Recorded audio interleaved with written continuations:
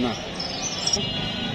বিএনপির ভারপ্রাপ্ত চেয়ারম্যান, বিএনপির সাংগঠনিক অধিবেশক জনাব তারেক রহমানের নির্দেশনায় আমরা ফেব্রুয়ারি মাস থেকে আমাদের রাষ্ট্র কাঠামো মেরামতের 31 দফা নিয়ে মাঠে নেমেছি।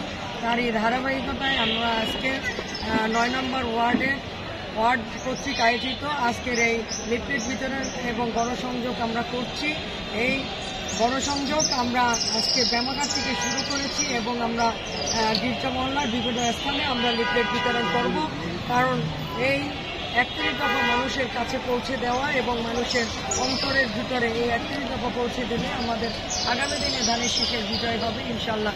আর বিজয় হলে আমাদের এই 31 দফা আমরা মানুষের মাঝে বাস্তবায়িত করতে পারবো।